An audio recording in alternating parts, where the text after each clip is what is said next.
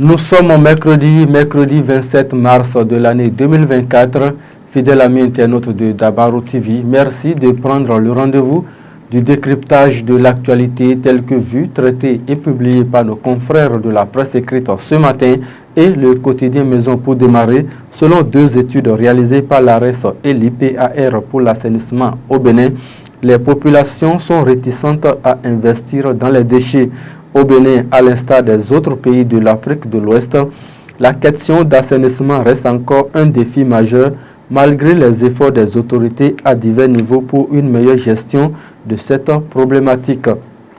Retrouvez l'intégralité des deux études réalisées par l'ARES et l'IPAR sur l'assainissement au Bénin à la page 2 du numéro de ce jour. L'Aigle Média nous donne aller ce matin Code électoral et élection générale de 2026 au Bénin. Boni Yahi envoie des rois parler à talons. Match amical Bénin-Sénégal. Les Guépards ont encore perdu une série de 14 matchs sans victoire, nous rappelle le quotidien Aigle Média.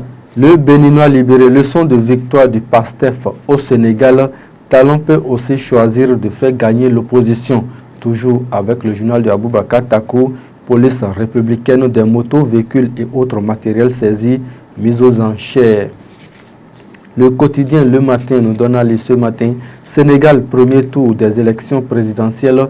De la prison au fauteuil présidentiel, Bassirou Diomaye Faye s'installe. Recrutement militaire. Le journal nous apprend que le dépôt des dossiers de candidature est prorogé au 29 mars prochain. Le quotidien de Ménotin à présent. Opération de port de casque pour tous. La rigueur impose la bonne attitude. Management des Guépards du Bénin. 10e match sans victoire pour le coach Genot Ro. Le quotidien de Sidiko Karimou. À présent, journée internationale des droits de la femme. Soyons également préoccupés par la violence subie par les femmes politiques. La tribune à succès de Rekia Madougou à nouveau disponible à la page 6 et 7 du journal. Malanville, le journal nous apprend qu'il y a affrontement entre éleveurs et agriculteurs à Garou hier. Le matinal nous donne à lire ce matin, département de la Liborie, la situation sécuritaire est préoccupante. Affaire escroquerie présumée de 219 millions de francs CFA. Roland Zossou et Donald Kakpo se contredisent.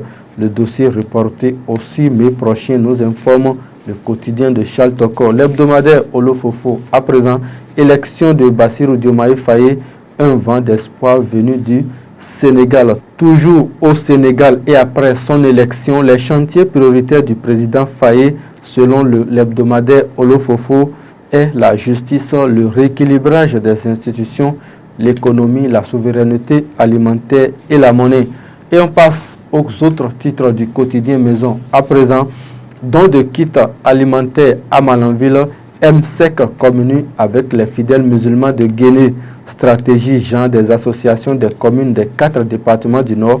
Le programme Agora évalue le rapport d'études avec les parties prenantes.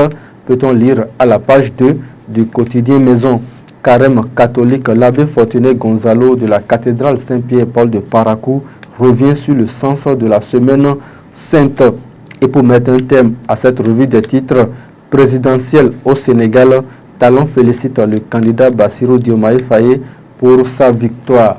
C'est la fin de la revue des titres de ce matin. Raïmat Agani était à la réalisation. Merci de nous avoir suivis et très bonne journée à chacun et à tous.